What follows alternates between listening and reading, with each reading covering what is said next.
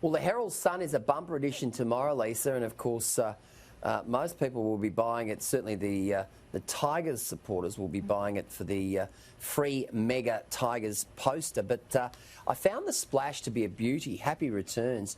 Melburnians rush back to shops, bars. This is an interesting stat here, Leisa. Restaurants have filled 4 weeks worth of bookings in a day as excited Melburnians rush to embrace an easing of restrictions. As the city reopened for business last night, pubs were booked for 2 weeks straight, while retailers threw open their doors amid strict new COVID-safe guidelines. At midnight, Kmart and Spotlight were among the first retailers to resume trading as hospitality venues across the city served late-night meals and drinks.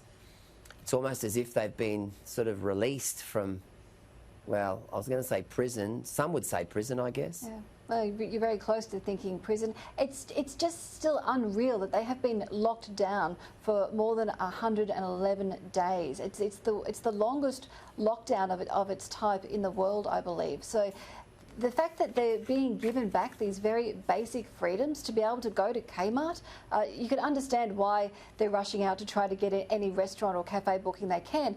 But, and this is the important but, and it's a huge but, is a lot of these cafe owners, if they can even still afford to buy the stock to reopen, or the restaurateurs, they are so limited in the number of people that they can have in these venues that the question for them now is it worth opening? And are they actually going to lose more money by trying to reopen? Lisa.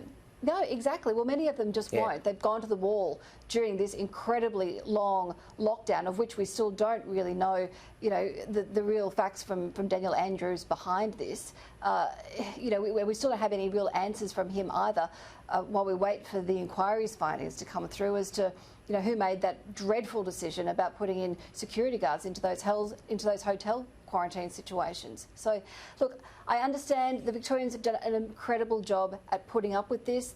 I think Daniel Andrews was pushed into a position after the backlash over the weekend that he had to do something. But really, yes, it's an easing of lockdowns, but it's not freedom by any stretch of the imagination. And we were talking before about opening up borders.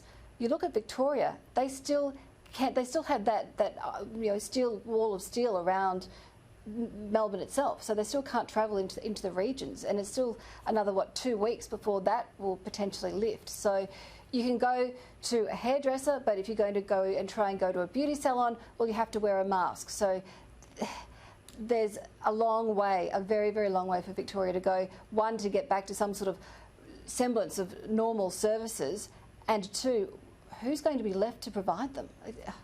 It's a very long road, and Josh Frydenberg didn't miss him at all today. At all from Canberra. No, Frydenberg was on the offensive. And of course, you know that I host Sky News Across Australia, which goes to the WIN regional network. Yep. I really feel for the regions, the bush. They're the ones who have been dragged into this one-size-fits-all impositions and lockdowns and border restrictions. And, many of them haven't seen a case of COVID in 3 or 4 months, and yet they're the ones that are being so severely affected.